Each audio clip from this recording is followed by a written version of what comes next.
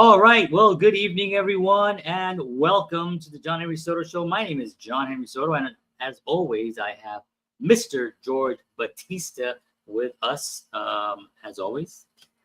But today, it's a little bit different.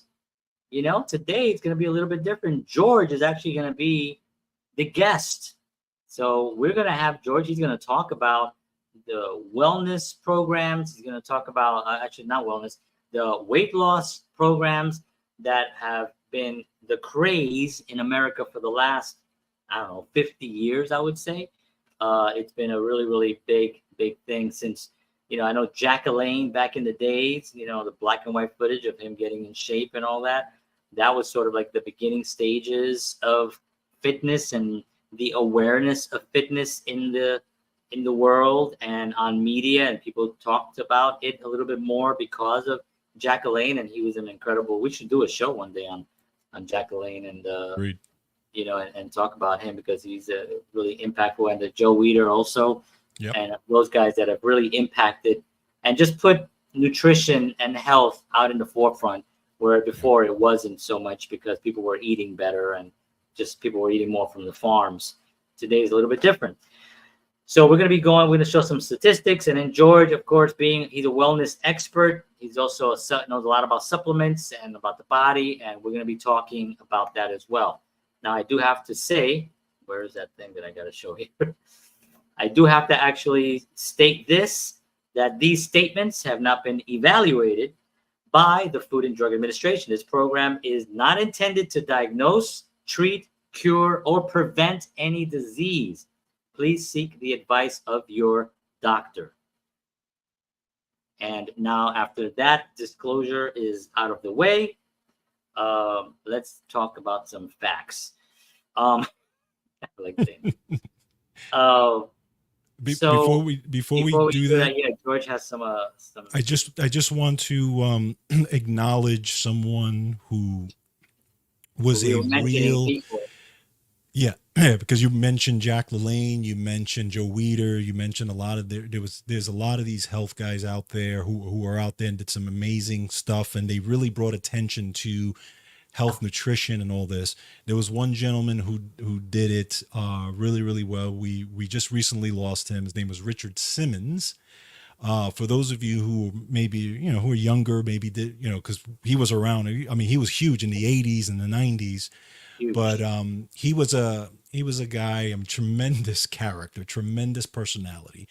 But he was really known he had to actually overcome obesity when he was younger.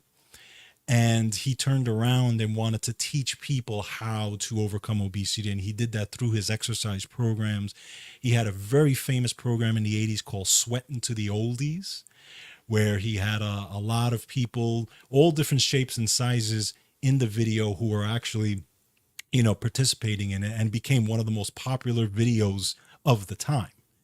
And he was a fitness and health guru. And it's funny, I was walking down when I worked in Manhattan years ago. And I just remember walking down the street, those tour buses that people on the top, right? They're on the top. There was a tour bus coming by, and I see all this movement on top of the tour bus. And I'm like, what's going on? So I just kind of stopped and I watched, and sure enough, it was Richard Simmons on the tour bus teaching a class, and everybody's doing this it was awesome. I mean, it was so cool. And he was a force in the health and fitness industry. And I just want to kind of just give kudos to him and what he did for the health and fitness industry. He was 76 years old when he passed away, but great man. Definitely Richard Simmons, Godspeed. And one of the things about Richard, he's also, he made it entertaining, whereas, a lot of times, it can be very serious, and right. Once you get nutrition and health and wellness and working out, once it becomes too serious, people lose interest, because now it's work. But he didn't do that. He helped millions of people, really, and people that were, he never had. One of the things that I always respected about him was that he never had people around him that were like in tremendous shape. Right. What we were doing. He had people that were in the struggle, that were trying to lose weight, that were trying to work on their, work on their bodies and stuff. And I think that was a great commendable life. You know, he helped a lot of people, and that's really, you know, in the last decade, maybe, you know, he's kind of like chilled out a little bit. He kind of went not into hiding, but he kind of just chilled out a little bit. I think he needed time to kind of take care of himself. He did spend a lot of years helping others. That's You know, right. he just needed some help himself. But he was a definitely and a character. I mean, he would go on Yes, he was. David Letterman, and David Letterman would torture him. Howard He would Stern. he would torture. He was the perfect. He was the perfect guy to do exactly that. You know Yes. what I mean? Right. Like he Right. can take it. He can, you know, he could dish it out. He can take it. He would go to David Letterman. Howard Stern used to torture him. I mean, it was like it was just back and forth. But he was the perfect guy for that because at the end of the day, he was bringing nutrition out and you know a healthy lifestyle to the forefront. That was the Right. purpose. How you did it with humor, whatever, you know, that's how he accomplished it. And I think that was a wonderful life lived. So yeah, so definitely. I do want to say also, since this is an entertainment show and sometimes Hmm. we are funny here, we also lost Bob Newhart. Uh, Yes. and Bob Newhart to me was one of my idols. And I did share, I did a series of these little tiny YouTube videos like 10 years ago. And they were called Soto in the Kitchen. It was just basically Mm. me in the kitchen. And I would come up with these ideas, but 90% of those videos were inspired by Bob Newhart. It was me on the Wow. phone. It was me pretending to talk to somebody on the phone. And Bob Newhart was the king of the Yeah. stammering thing and just giving that one line that just will crack you up. And so anyway, I shared it on my Facebook page. If anybody's interested, you can check it out. There's like 31 of those you can watch. They were all, some of them were obviously nothing in comparison to Mr. Newhart, but he was one of those guys that he did it clean. He not only did he was he a clean comic, which you know, clean comic, dirty, you know, funny is funny basically, right? But he lived. He was married to the one woman. He was out of the you know the tabloids unless it was stuff that was made up, which that's what they do. And he had two very successful sitcoms on television. Two of the That's right. biggest sitcoms that you know the Bob Newhart show and then Newhart, and Yep. both those shows were massive hits. You know, Hmm. of course, the famous ending. You know, if anybody's seen it, spoiler alert, it was 20 plus years ago, but that famous ending of that of the TV show, you know, where anyway, it was a famous ending. If you don't know it, Yeah. is it was an amazing show. So anyway, Bob Newhart, Richard Simmons, two guys that you know did made a difference. You know, and it's Yeah. like if you could leave things better than when you got here, you know, you lived a life well lived. So Absolutely. all right, so we are today talking about this fad or fads that have been around for quite some time. And you know, one of the things, and George, you know, I'm gonna now be the host. But one of the things that always amazes me about when people are talking about the word diet, right? The word diet has been perverted in such a way that it only means misery, right? Like you can say, "Oh, I'm on a diet." Well, if you're on a diet, you know, the word diet doesn't mean that, right? The word Right. diet just means what you eat. Right. So, you know, you have to add another word. It has to be some type of an adjective in it. It has to describe what diet. Well, you have a bad diet. You have a healthy diet. You know, you Right. have a diet and whatever. You know, but it. So, like people say, well, I'm dieting. No, well, everyone is dieting, dum dum. We're all dieting, or if you don't diet, you die, right? So we're Right. all dieting.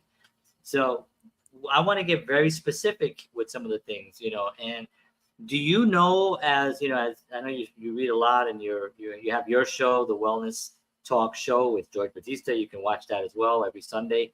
Um, uh, do you read or find a time when that became like? Can you pinpoint like when the word diet? So you have to go on a diet when that kind of became a thing. I was looking for something, but I couldn't really pinpoint like when that became the craze. And it must have been a marketing ploy. You know, it must have been like some big food company doing something because they're food companies would, to sell you whatever they want to sell you, they're going to say whatever they got to say. Right. Right. Well, the part of it, was a lot of it happened probably in the, let's say, 80s to 90s, where remember the fen craze? That's right. There was that whole fen craze, right? Where, it was that whole thing where it was fen, everything. Oh my God, I'm going to lose weight. And I think probably from there is where people really started to hone in on diet, because then from there you had all these other things that popped up, right? You had the Weight Watchers and the Jenny Craigs and all these things. All of a sudden, all these different That's times, true. because people realized, right? Those people that all started that realized that there was an audience there, right? Oh. That one of the biggest triggers you have is people's inability to lose weight. And if you could give them something that they can do to lose weight, you have a customer forever. Right. And you have, Right. and it's a huge demographic. Yes. In all age range, anywhere in the world, except, well, in America, it's probably bigger. Yeah. But, you can go to other countries as well and have some kind of a fade as well. I don't know if you remember this. Remember in the 80s that the little chocolate caramels that came out, they were called AIDS. Oh. Yes. Yes. So in the 80s, this little chocolate can, you eat Yeah. one of these, and apparently, and it's not true at all, but it was supposed to suppress your appetite so you don't overeat. And they were called AIDS, and it was spelled AYDS. Mhm. And I guess the reason for it was it would aid you Exactly. into not, but shortly after they came out, something else happened with the same word that was pretty devastating to a lot of millions of people, and that candy went away. Or maybe they just renamed it or something, because that's another thing that gets done a lot of. So I know you have a video that you want to show. That's fine. Should we Well, we're getting to specific to the topics of the weight loss drugs, but if you want to show statistics first, we can go that way. Yeah, I wanted to kind of before we watch the video, I wanted to talk a little bit about obesity in America, right? And our obesity rates, continue to trend up. Now, this information that I have here, anybody can download this and get this for themselves. This isn't something that this is from the CDC, and so you can get that.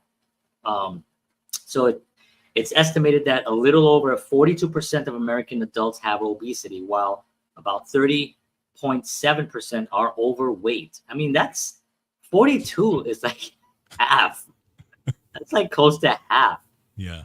Overall, more than 2/3 of U.S. adults in the United States are overweight or have obesity. I mean, that is a staggering number. And the reason that it amazes me that is because I do have another thing that I want to show here that I for some reason didn't come through, but we have more weight loss programs today than ever. Yeah. We have more weight loss gurus, more online health. We have apps. We have hundreds of workout apps that will help you count your calories. There is more stuff today to lose weight, but yet we are 1/3 is either obese. Now, obesity is a different thing. Obesity is like a severe, you have a real bad situation going on.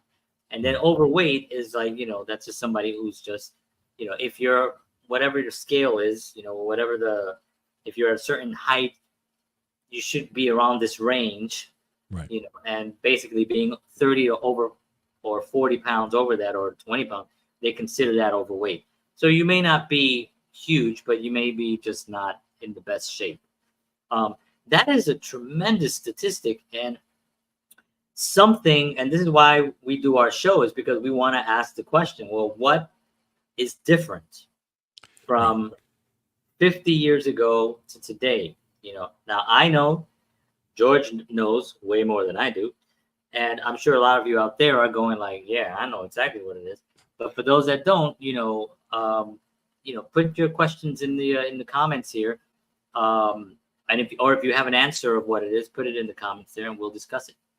I'm turning Well, it it's over to interesting you, number one. because when you go back further to about 1970 and you look at those stats, we were at about 14 to 15%. Wow. So it was, And we're now at 42 to close to 50%. and it's not that something else has happened, because it's not that food has gotten. I mean, it's not that food has gotten better, right? It's not that we need more diet programs or or weight loss programs. It's not that, you know what I mean. So it's got to be something else. Yeah, 100%. But I think part of the problem is also, I mean, if you you want to talk about food, you want to talk about the lifestyle, but it's also the messaging. Yeah. There is the messaging in there, that because now, especially in the last few years, the messaging has been that it is not your fault, that you have nothing to do with it, that you just have bad luck, that it's a bad gene, that it's, unfortunately this is and it's now a disease, and it is put into the category of any other disease. So it's no different than diabetes or blood pressure or anything. Now it is put into that. And this is the messaging that's out there now. And it's less and less about what Richard Simmons talked about and what Joe Weider talked about and what Jack LaLanne talked about, because they were the guys that said, no, you go to the gym, you work out, you take responsibility, you do these exercises and you do these things because you have the ultimate control. That's what those guys were about. And those guys were, and guys who are still alive today, Gary Null and these guys, I mean, tremendous work if you put all these guys together and what they've done. Okay. But they're going up against now the messaging from public health that says, no, it is not your fault. You do not have control. The control now has to be external, right? And this is what we're hearing. And people are like, well, maybe I don't have control. Maybe I need something outside. Yeah. And that's part of what's been going on, especially the last few years. Yeah. And it is it's comforting. They're comforting words, right, to tell someone who's going through a traumatic weight gain problem, where they can't, yes, it makes them feel better. And, we're in the world now where making people feel better is better than actually doing something that really is better for them. right. Sometimes confronting those things and saying that I have a problem. It's sort of like AA, it's like, AA had the 12 steps are really there to make you take responsibility. Mm-hmm. That's part of what it is. Yeah. And nowhere in those steps does it say it's not your fault, and that it's okay to be vulnerable. I mean, it is okay to be vulnerable, but it's not okay to blame responsibility on external forces.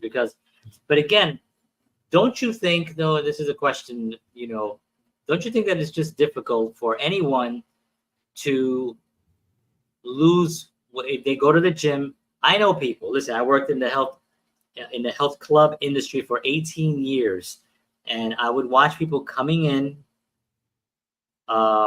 lose weight, gain it, lose weight. I would watch people coming in for years and never lose weight, but see them working out. Right. Because there's another component that doesn't get added to the working out part, or people don't talk about. And that is what we're talking about today. It's, what are you eating? Right. What are you eating? Also, the food, we can talk about, I'm going to show a little bit after your video. I'm going to show some of the food pyramids. We're going to show the food pyramid from 1970. And then we're going to show the current food pyramid after whatever years that is, after 50 years of them realizing, listen, I'm not, this is not a conspiracy show. So I'm not going to go into anything, about that. We're just going to talk about the facts, but I'm going to show these two food pyramids, and then we're going to discuss them. But George, you want to actually show the video? I mean, well, let me describe it first, Yeah, so yeah. just so we can kind of nail down what we're talking about. So in all this weight loss craze, right, is the this whole new thing that's happening now, which is this craze of these weight loss drugs. Okay. And I did a whole thing on my show for those of you who want to take a look at it, but I'll kind of just highlight some stuff here. So these weight loss drugs that are come out, and the drugs originally weren't designed for weight loss. That's just a side effect of the drug. Okay, the drug. So we're talking about those drugs that like Ozempic and Wegovy and Mounjaro is another one now, and I know there's other ones that are coming out. And basically, what's happening is now they've become the craze because people are losing crazy weight with them. And again, as a side, it's a side effect, and I'll go into the specifics of it, but I want to show this video of how crazy it's getting, not only in society but on social media, with celebrities, with news, all this stuff, because of these drugs. So check out this video. This is mainstream talking about this and what's going on with this, so you can just kind of get a perspective of what it's all about. These days, it's the talk of TikTok. I just start dropping pounds left and right. The topic Ozempic has over 300 million views. Being on this medication has helped me tremendously with my health. With scores of users crediting the drug for their weight loss success. Ozempic is a drug you inject that's meant to improve blood sugar and help manage type 2 diabetes. But because one of the side effects is weight loss, many are using it off-label, a trend that may have started in Hollywood.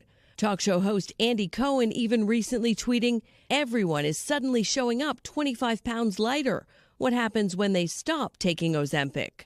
Since Ozempic's gone viral on social media, some doctors like Nancy Ranama say they've been flooded with inquiries. It's become something very hot and heavy in Los Angeles, Beverly Hills. Ozempic's active ingredient, semaglutide, works by making you feel full longer. Doctors say it's similar to Wegovy, which has been approved for weight loss by the FDA and is produced by the same manufacturer, Novo Nordisk. When we asked the company about people using Ozempic to lose weight, it responded in a statement writing in part, "We do not promote, suggest, or encourage off-label use of our medicines." The company adding Ozempic and Wegovy are not interchangeable.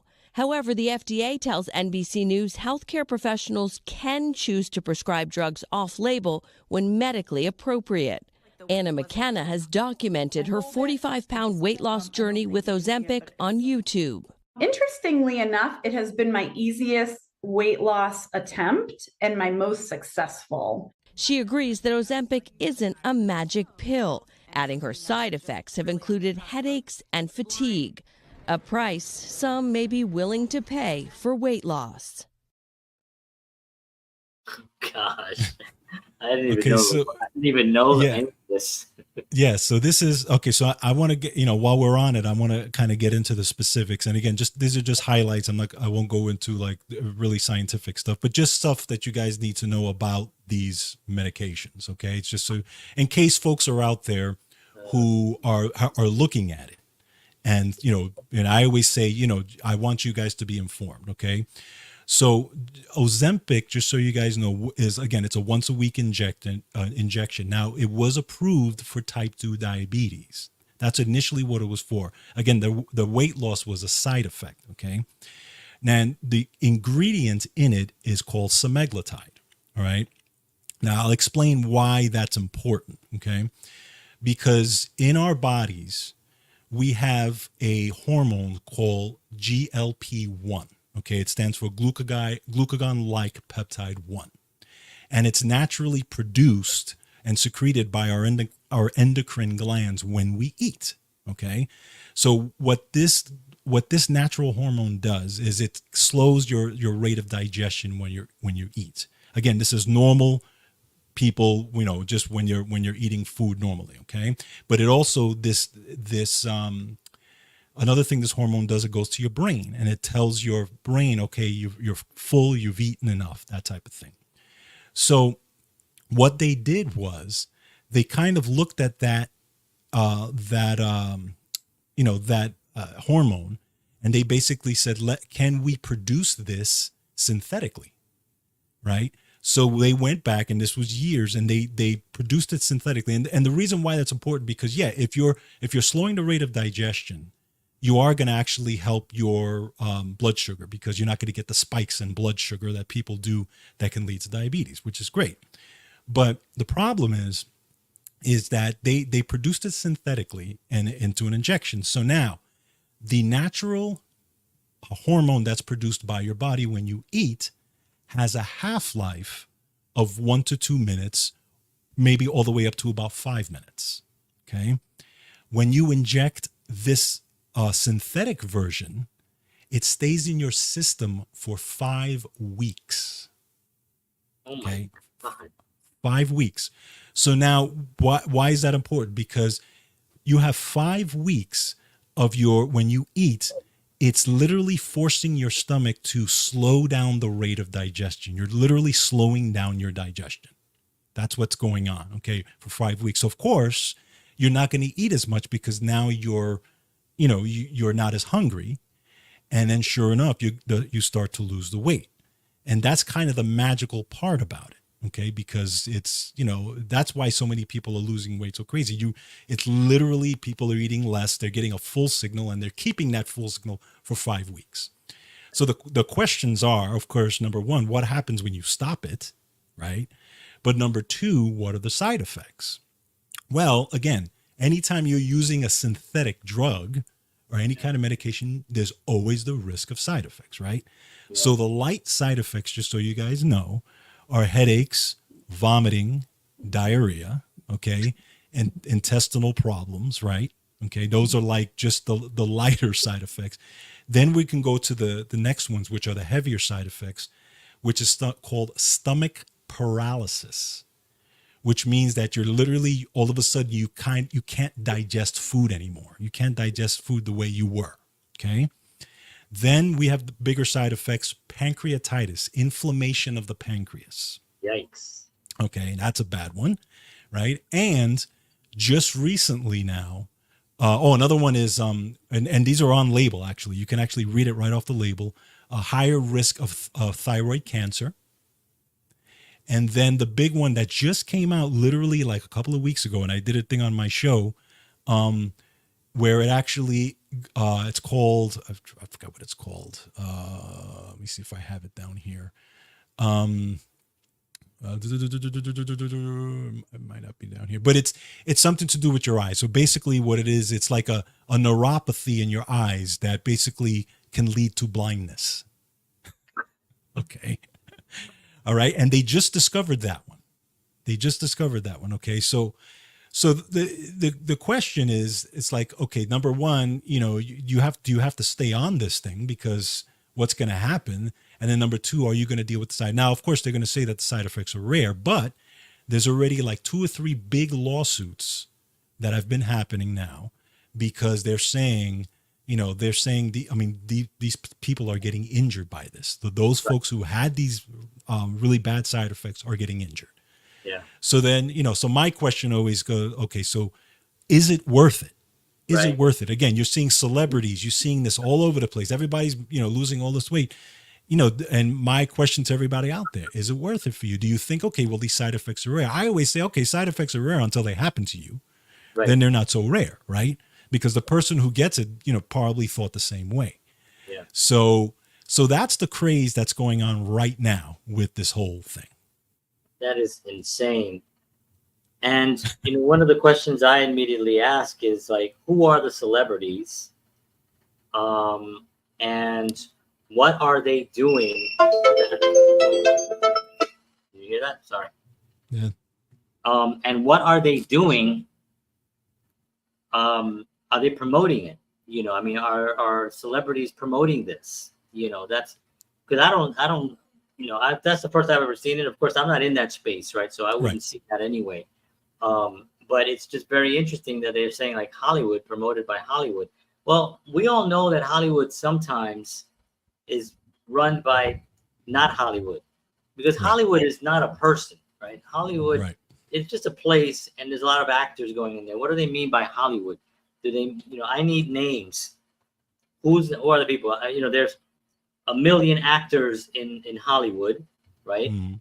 And they're all working. A lot of them are working, and then there's obviously A-listers. There's, and who are we talking about? That's what that's because both the news mentioned it. The guy that tweeted it out said, probably brought up by Hollywood, and then the lady said also in Los Angeles and Hollywood. So there's obviously a connection to being a celebrity, being famous, being rich, and losing weight, rather than obviously eating well and getting the same results without having your eyeballs fall into your gut. So Well, that is the question. Like, who's behind that? I could tell you one of the most influential people who is promoting this, who has taken this and has said it has helped her and is, a big proponent of this, is Oprah Winfrey. Oh, there you go. Okay. And Oprah actually said, she said basically that she was taking the medication to manage her weight. And she also said that she was done with the shaming that had followed her through the decades of her dieting. So therefore shaming? She's a billionaire. What's shaming? Yeah. Well, who's shaming her? I mean, comedians that are saying funny things or bad things. Apparently. Join the club. You know what I mean? It's like, that's part of you're in show business. People are going to like you. People are not going to like you. You could be amazing. You can be one of the most likable people in the world, and somebody's going to try to crap on you. You know what I mean? It has no idea. It's like the holy men, like Dalai Lama and the Pope. People say negative things about them, and they're holy men. So it has nothing to do with that. That's just a really poor excuse to use that. But first of all, how do you feel is the question that I always say. Do you feel good? Well, apparently headaches and fatigue was one of the headaches and fatigue is not a way to go through life just because you're thinner. It's just not, because eventually that headache will become bigger and that fatigue will become worse. And then you have to figure out what do you need. And that's what, but again, it's a drug addict. It's a drug addict mentality of taking a thing that will help you deal with something, because that's what drugs do, right? Whatever, any kind of drug, you have a thing. So if you take like psychiatric drugs, you got depression or something like that, the drug is supposedly supposed to help you with that, although it says on the label that anyway, but it's supposed to do all those things, right? So you're taking it to live a better life, supposedly, right? Well, fatigue and a headache is not a better life. But you know what could be a better life? You get up at 6, do a little 15-minute stretch and workout. You eat a nice breakfast, and you can do some fasting if you want to fast. Drink a lot of water. Stop drinking sugary drinks. Don't eat fast food. You know what I mean? There's so many other ways that you could handle the same situation and more about it than I do, but I'm just looking at it as like me, like I had diabetes runs in my family, right? And everyone had diabetes, as I said before. If we had a goldfish, it had diabetes. Whatever had it in our house had diabetes. My mom died from the complications of diabetes. My grandparents had diabetes. My aunts and uncles, you know who they are because George and I are related. Diabetes. They died blind with lost limbs. Diabetes, right? All of it. So obviously, I had to be careful. So 13 years ago, I was diagnosed with pre-diabetic, and they wanted to give me some kind of like a small pill medicine thing, and I was like, no, I'm just gonna change my diet, And the doctor was, well, you can do that, but it runs in your family, so you have to really be on the lookout for it. I did. I went home, and in a year back, it never came back. That was it. I just changed. I stopped eating certain things that I knew made me feel like the shakes. Like bagels. I can't do bagels. So I ate a lot of bagels. I don't do bagels anymore. It's out of my life. It's okay. different breads. I don't do breads. I'll do a burger once in a while, but I don't do like just chunks of, we're Puerto Rican, right? So we got a big giant stack of bread with butter on it, with a big thing of coffee. I mean, the greatest thing in the world, right? Well, I don't do that anymore. It's over for, I had to make some sacrifices, but you know what? I have energy. I'm not a young man. I have a 7-year-old son that I have to chase up, and I'm not tired. I'm here doing this show. I have 3 businesses, and I'm doing a lot of different things. So for me, it's sort of and again, we talk a lot about artists, but if you want to create art at a high level, if you want to be creative, you got to take care of your body. And injecting some kind of drug into your belly because you want to just fix the outside does not help the inside, the part that you need to be creative. It could actually really damage it, and you'll create exactly what your body has. That's wherever your mind is, that's the kind of art that you're going to create. And if you have a headache, good chance you're not going to make anything. So it's amazing. That video blew me away. I had no idea that this was like such a craze. And you know what's even worse is that people are willing to inject themselves. This chick was in her belly. She's like, Harikari. I'm like, yo, that is insane. There's just no way. Yeah, and this is the thing, right? Because again, we're appealing to something that is the trigger for people, right? You can talk about how public health appeals to all different types of things and makes people do things based off of fear, right? Fear of loss, right? And in this case, it's the fear of not losing weight. It's the fear of being shamed. It's the fear of whatever the case may be, because now shaming is a big thing now, right? So, oh, great. Now I can get that look that I want. The other piece about it, by the way, that I didn't mention, when they started to do DEXA scans of people who were on these medications to look at their bones and all this type of stuff. And they realized that, and it makes sense, these people are losing muscle at the same rate they're losing fat. Okay. Wow. The problem, and you think about it, if you're willing to inject something to lose the fat, then most likely you're probably not the person that's going to be out in the gym building the muscle. Right. You know what I mean? Because if that's the case, you would have probably not have to do that in the first place. So most likely you're going to lose muscle. And this is the problem, because you're losing muscle. And when you lose muscle at a fast rate, that's not a good thing. Yeah. It's not a good thing at all, because you want to lose weight and maintain muscle. Right. But that's another issue that they're having with this as well. Wow. Good day, Nancy. Hello. Thank you for joining. Hello, Nancy. So, the responsibility level is really because like you said, the messaging is very clear. Yeah. The messaging is very clear. And if you go against that messaging, it's control at it's hard to talk about these things without sometimes getting into a little bit more of a controversial subject or conspiracy, whatever you want to call it. I don't care. Doesn't matter to me. I don't need crap. So, it's like people are just, people get mad, because I'm saying, well, you shouldn't be eating Oreo cookies for dinner. And they get mad at me. I'm like, all right, well, how do you feel? I feel fine. Okay, good. Eat all you want. Eat whatever you want. You know what I mean? It's like, but if you're trying really hard and you're trying to figure out, well, why can't I? Listen to George's show, watch his show and some of the articles that he posts and some of the things that he talks about, and then make a decision, because I think at the end of the day, it does come down to the Benjamins. People, it is a money business. I mean, think about it for a second and just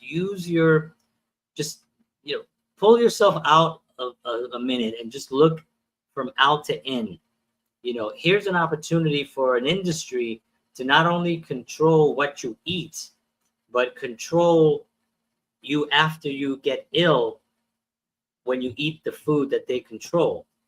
And then when you gain a certain amount of weight that you want to lose, they control how you lose that weight. Then when you get sick from the stuff that you take, then they control how you get cured. and not cure it. I'm sorry, they don't cure anything. How you manage, right? Remember, there is no cure, right? That they don't cure. They everything is if you have pain, they have pain management. Yep. Right? They have everything is managed. So if you have blood pressure management. They can manage your blood pressure. They can manage your diabetes. They can manage your. So what are they basically saying? What does a manager do? Well, a manager runs an organization that makes sure that it continues. Right? A manager makes things continue. Right? So, right, a manager doesn't want to close down shop. A manager wants to go back to work the next day. So when they're managing your illness or when they're managing whatever it is you have, just know that there are other ways for you to look at them. Look and always look at diet. Yes, there are things in your bloodline. Yes, there are things that you can carry over and that may affect you. Maybe you have to be a little bit more careful, like me. Like, there are people that can eat bagels and not a problem. I can't eat bagels anymore. I know it might have to do with my bloodline and whatever, but I controlled it, right? And now I'm not being managed by any system. I'm managing my own health. I'm managing my own. I'm taking responsibility for it, right? Am I super healthy? I'm as healthy as I can be for my age, but I guarantee you I'm healthier than a lot of people my age. Mm-hmm. I'll tell you right, I'm 56 years old and I can do 56 push-ups. You know what I mean? And I don't know how many 56-year-olds can do. Maybe they can. Maybe that's just me. But I'm in the best shape right now. I feel fantastic, right? Why? Do I cheat? Yeah, I'll have a little sweet every once in a while. Do I have 10 of them? No. Do I have a Dr. Pepper if I go out to dinner? Yeah, I treat myself because I want to live a life where I'm enjoying things. I want to enjoy my life. Do I have fast foods? Never. Haven't had the M and the D for a very long time. Haven't had any fast foods for decades and decades. I don't eat a lot of breads. I don't eat a lot of sweets. I don't eat all the things. My coffee that I just had is hilarious because I was going to tell you about it before we went on. But I have coffee that's organic, right? It's organic coffee. I have the light agave, which is organic, and it's approved. Bobby approved, like the little thing that I check in with Dr. Berg and stuff and the other guy. And then the milk that I have is a coconut milk, again, natural, no sweetener in it except the agave. The agave is plenty sweet. Right. It's very, very sweet. So for me, it's like you can find substitutes that are way, way more delicious than the stuff that you're being told you should have. As a matter of fact, if you stop eating Oreo cookies, and let's say you eat Oreo cookies for a while, and you stop eating Oreo cookies for 1 year, and you start just eating healthy, go back and eat an Oreo cookie and see how sick and how disgusting and chemical it's going to taste. True. It's just the worst. Yes, I'm here. It's great messaging. Thank you very much, Nancy, for joining us. We appreciate you. So anyway, I'm talking a lot, and I know I'm going to get into this other stuff, and I want George to get your viewpoint on the food pyramids too, because Yeah, definitely. So anyway, do you have anything else? No, well, you're 100% right. And there's a lot of money behind it. A lot of it goes back to, a lot of it goes back to 1910, 1912, right? We haven't had a free medical market since then, right. Because of the gravy train of how that whole industry took over and how that works and how nutrition is not taught. And, there's one way of doing things and how, chiropractic, herbal medicine, natural medicine, and, all that stuff has been pushed aside, and unfortunately the consequence is we have an obesity rate that has doubled and tripled since 1970. So, and you see the correlation. When you look at every graph, you literally see it, how things have changed through the years. And then you look at whatever the food industry, you look at even the farming and factory farming and all that, there's a direct correlation between the obesity and all the stuff that comes out with high fructose corn syrup and all these things that have come out, late 70s, early 80s and stuff like that. All that is correlated. Okay. Sure. And you have, people, whether you're an artist or whether whoever out there, you got to be smart enough to look through that. Yeah. You've got to be smart enough to make those decisions for yourself and say, no, I'm gonna look past that, and I'm going to, again, take responsibility for my health. It's very difficult for people to do that. I had a conversation with somebody I know who's overweight, who gave me every excuse in the world. Every excuse in the world. This is a person who used to be thin, used to be in the gym, used to be all the fitness, and is on tons of medications and is overweight. And she went on to tell me how she used to eat 20 years ago and why she was thin 20 years ago. And I said, so why aren't you eating like that now? And she went, oh, but my doctor told. I said, I don't care what your doctor said. I said, first of all, your doctor doesn't know anything about nutrition. That's number one. So I said, second of all, do you realize that if you ate that way now, like you did 20 years ago, if you ate that way now, you probably wouldn't need a lot of the stuff that you're on. And she was like, well, didn't know what to say. Like this was this was a weird concept. It's right? such a weird thing. Yeah, it is very bizarre.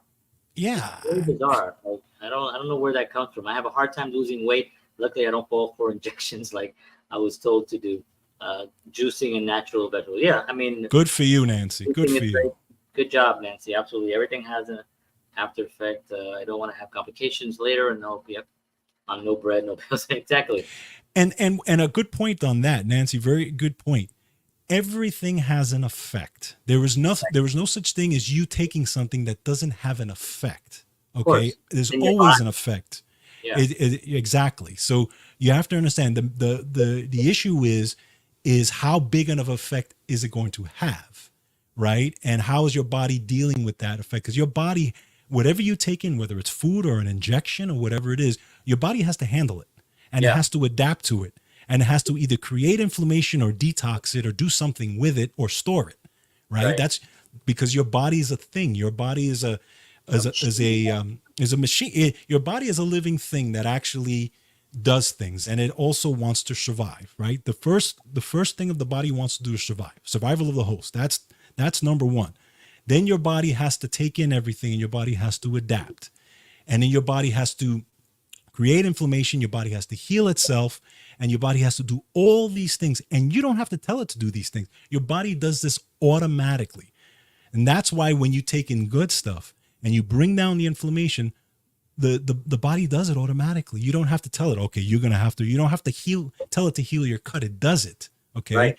So you have to have that in mind when you're looking at the human body, when you're taking things in, that the body knows what to do with it. And sometimes if you're taking bad stuff in, the side effect is the symptom, right? The symptom, whether it's indigestion or high blood pressure, it's a symptom. Yeah. So you have to understand that. Right? Yeah, the body is sort of telling you there's a problem.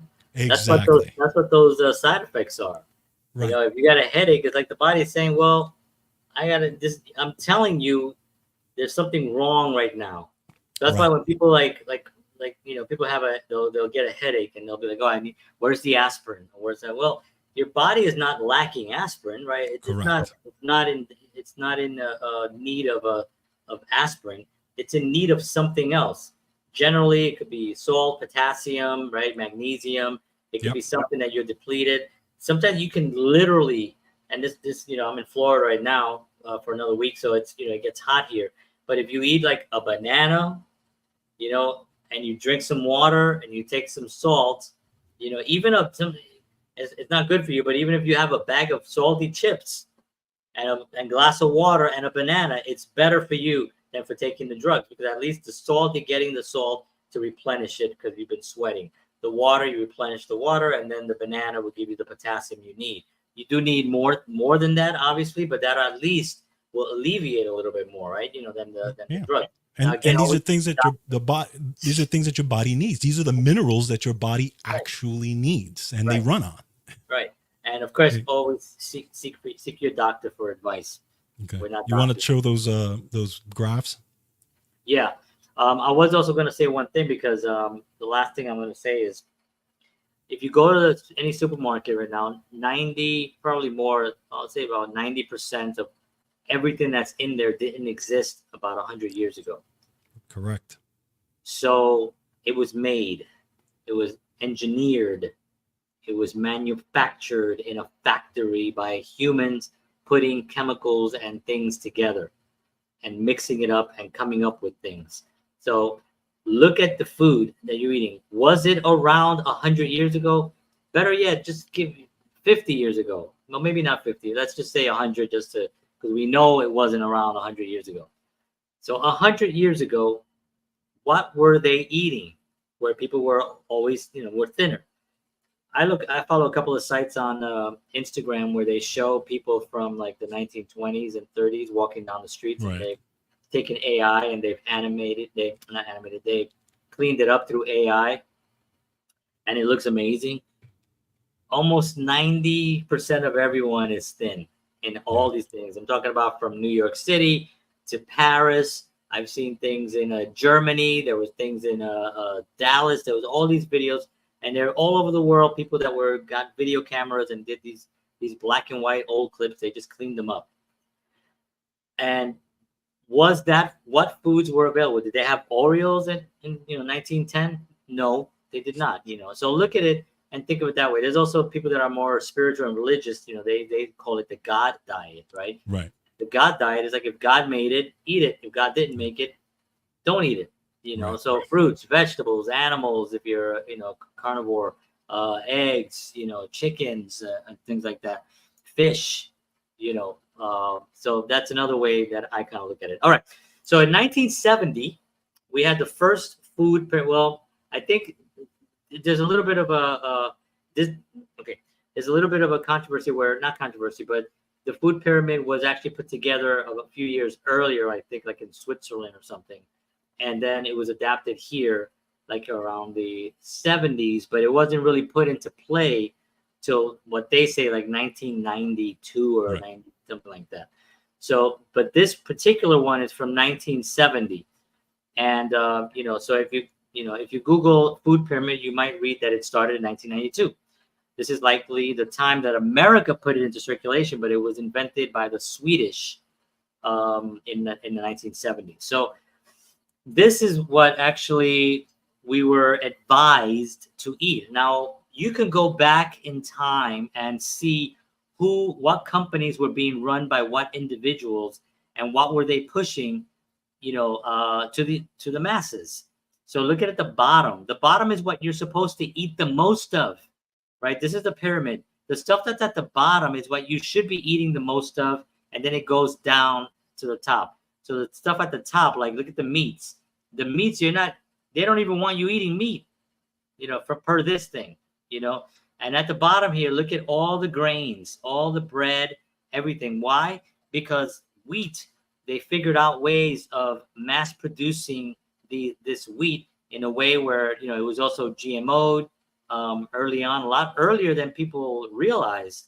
These not farmers, but I guess they are farmers, but they're scientists, figured out a lot of ways of growing wheat, growing corn, and growing other things to make the ones that are at the bottom. Now, let me tell you something right now. If you eat only what's at the bottom there, and I don't know what the hell the thing is in that yellow thing in the bowl there. I don't know what the hell that is, but if you eat only what's at the bottom and that was your only diet, you'd be dead. Yeah. You'd be right. 100%. You can't live on that if you eat only the stuff at the bottom, which is what they say that you should eat the most of. Then there's the fruits and vegetables. Yes, duh. You should be, that should be at the bottom, along with meats. Right. That meats and vegetables should be at the bottom, both of them. This grain stuff should be at the pyramid, the top. That should be the top. It shouldn't actually, technically, it probably doesn't even have to be on there, but I know people like to eat bread and bread is biblical. Bread is, can you imagine what the bread tasted like when in Jesus's time, the bread that they were eating? It must have been amazing. Right. It was grown. It was freshly grown from a farm. There was no factories. There was no Kellogg's anywhere to be found. Let me see. She says here, you want to read this? I'm looking for something. So Nancy says, my body aches when I eat the wrong foods, basically with sugar. So I cut out sugar and my fingers rumbling, inflammation, throwing up at night when sleeping. It's crazy. My body's showing signs. Yes, absolutely right. If you change the way you're eating, you don't need to be on medication. Yeah. I mean, it's pretty much that simple. You know what I'm saying? Again, food is medicine. You know, Yeah. food is what we need to be eating. You know, and you know, it's the right foods. And if you you have to remember that the human body needs those essential nutrients. Okay, the human body does not need or does not run on medication. It runs on essential nutrition. That's vitamins, minerals, amino acids, fatty acids. That's what the human body was designed to run on. Period. Okay. So, you know, and they've proven that in studies, and you see that. I mean, no, you can't really dispute that because that's the biological fact of it.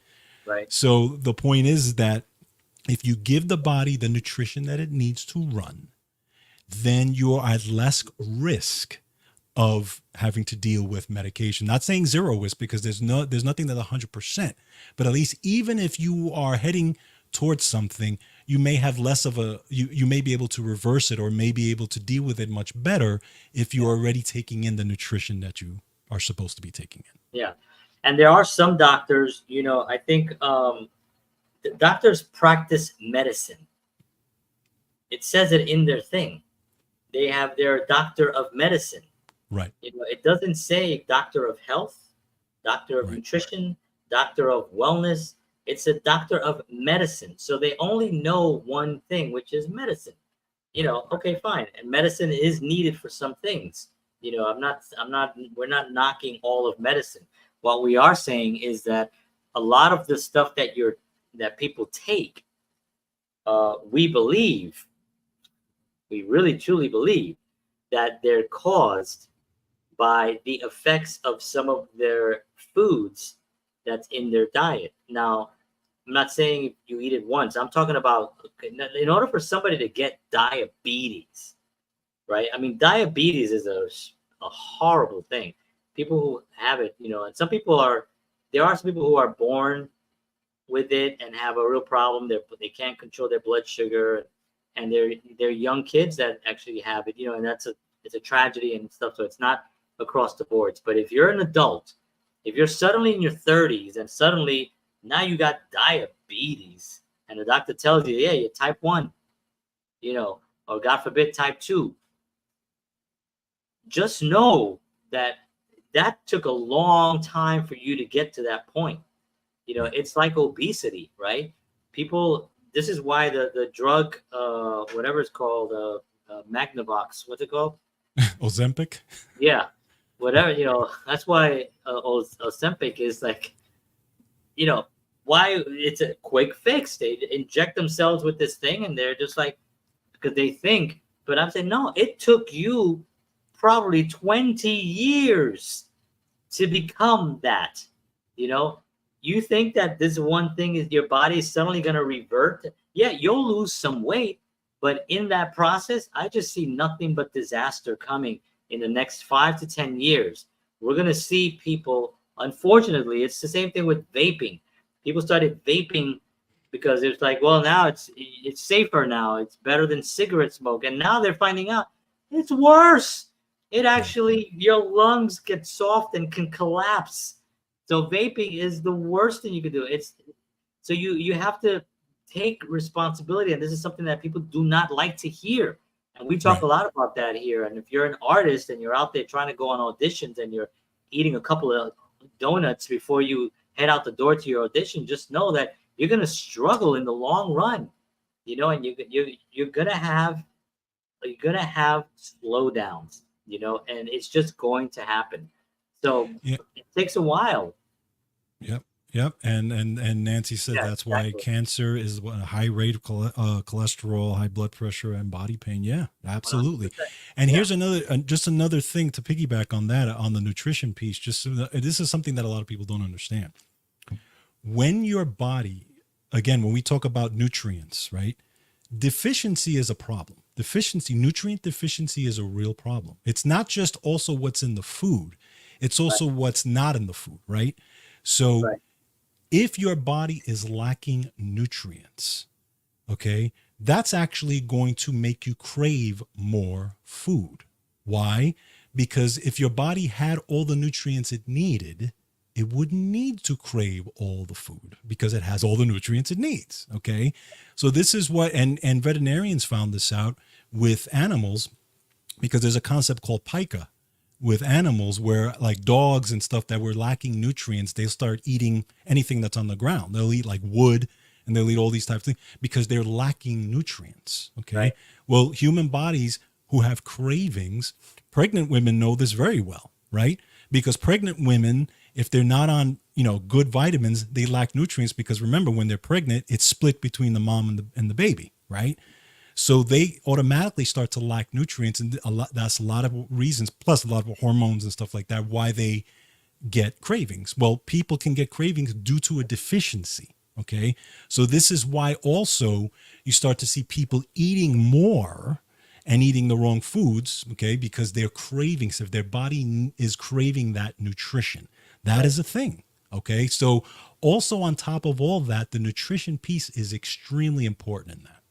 Yeah. Yeah.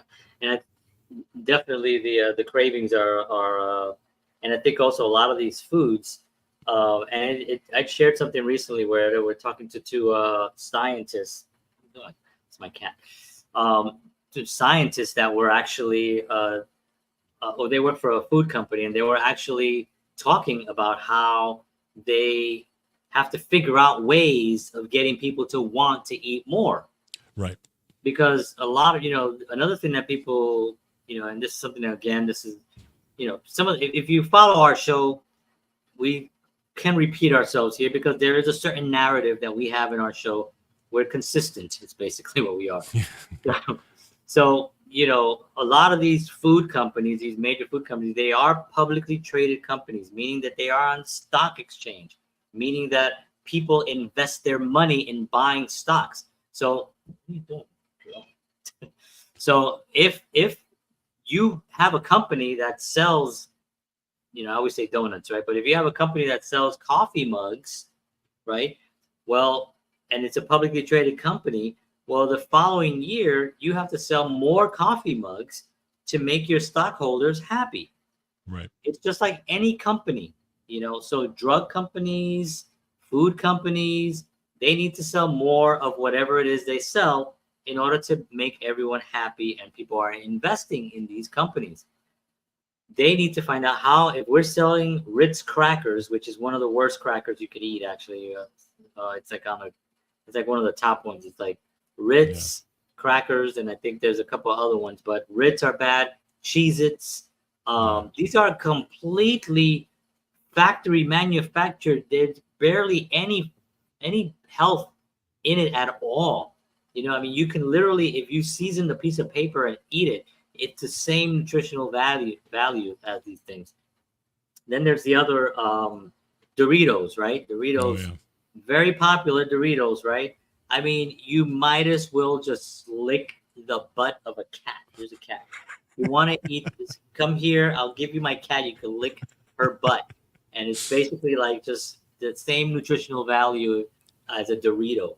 So you have, when you're looking at a product, look at it with the idea, does this product contain the nutrients that my body needs? Or is it something that is going to emotionally satisfy me? Right. Because emotional satisfaction can be damaging, right? Yes, correct. Can be damaging, right? So that to me is a major thing. You're right. Absolutely. Yeah, emotional eating, all that. It's a thing. It's a huge problem as well. Yeah. So this is I wanted to show real quickly the new one. This is actually the food pyramid. This was actually put out by the USDA Food Pyramid 2023 last year, and as you can see, they somehow got learned at it a little bit. Where at the bottom, there's exercise. It means that you should do the most of it. And then on the other side, you'll see some vegetables and meat, and it looks like a ukulele. I don't know what that is at the bottom there, but some kind of meat. And they have a glass of something. It may be water or something. And then they have something that they added that George and I were talking about, which is interesting. It says daily exercise and weight control. So that's interesting because this is a food pyramid where it's supposed to just have food on it, not telling you the specific of the order or the direction to have a daily exercise. And but that's almost like another pyramid. They should create something else, Right. And now look where bread is, all the way at the top. Whereas we saw this one, it's all the way at the bottom. But they realized people were onto them, and they realized things, and they now put it at the top, where it means that you should have the less of it. Is this food pyramid correct? Absolutely not. This is also BS. There's a lot of stuff on here that shouldn't even be on here. There's the seeds, there's a lot of oils. Like they say healthy oils. Well, what do they mean by healthy oils? Some people think canola oil, or they'll say like grapeseed oil, or they'll say, one of these safflower oil. These oils are like toxic oils, especially canola oil, that has a history of it. And it's actually hilarious. If you ever want to laugh your ass off, go to YouTube and find out how canola oil made it to the market, and you will be blown away, because it's most of the foods and most of these things that I mentioned, these are cooked and fried in that kind of oil, because it is the cheapest oil. Corn oil, it's another one. Corn oil is just not good. Then they switched it up and they named it vegetable oil. That was a marketing ploy. They named it vegetable because people think, oh, it's made from vegetable oil. Well, vegetables are healthy. Well, no, it is not. It is actually really damaging for your heart, just in general. Seeds are not necessarily that good for you. Tofu has been, ruined. Tofu, it's basically soy, and soy used to be good, but then they realized, they can make money out of soy. So now soy has been perverted, and soy is no good. So you have to make conscious decisions. You have to get out there. You have to say to yourself, what can I eat? And find things that are in the shop on the outskirts of the supermarkets, right? That's what Correct. They say. Shop on the outskirts. That's where the fruits, the vegetables, the meats, and then in the center of is where all the stuff that's like just not good for you. Now this is not, we're again, always when you're feeling sick, go to the doctor, you know what I mean? And then you trust whoever you want to trust. We're two Puerto Ricans from the Bronx. Some people are saying, oh yeah, we're going to get my medical or health advice from you guys. Fine. Eat the garbage. And then when you're crapping out your colon and the doctor is telling you, you got to inject this into your butthole once a week, then, okay, well, there you go. And if you're satisfied with that, if you're satisfied and you're super happy that you did that, good for you. You live the life the way you want to live it, right? Because at the end of the day, it is the way you want to live it, right? But I choose to want to live a little bit more happy, and at least I want to be able to run around, and I also don't want to be a burden for my kids, Exactly. like we have, George and I had kids a little bit older than normal people would have them. So I have a 13-year-old. I think your daughter is like 15 or 16, right? 17. 17 years old. So we want to be here for them for their wedding. We would like to see grandchildren. We'd like to do all that stuff, but we have to take care of ourselves in order to do that. And there are, it's a responsibility that we decided that we want to do. And if we can impart anything to anyone of value, that's our job is done. If one person, Nancy was here with us today, and thank you, Nancy, for being here. We appreciate you. Nancy is saying some great things. It looks like Nancy knows what she has to do. If she's inspired and she goes out and decides that she's going to change her diet and she's going to start looking at actual food in a different way, well, then our job is like, man, that's an awesome show. We did our job for today. So, that's right. And we've gone 9 minutes over, and but that's how we roll. Absolutely. All right, folks. George, thank you as always. This is one of those topics that we can come back to again and again and again, and always provide value, and also provide different insight and different perspectives of looking at the there's always two sides to the coin, right? There's also fun food, right? Like I said before, I don't deprive myself of fun.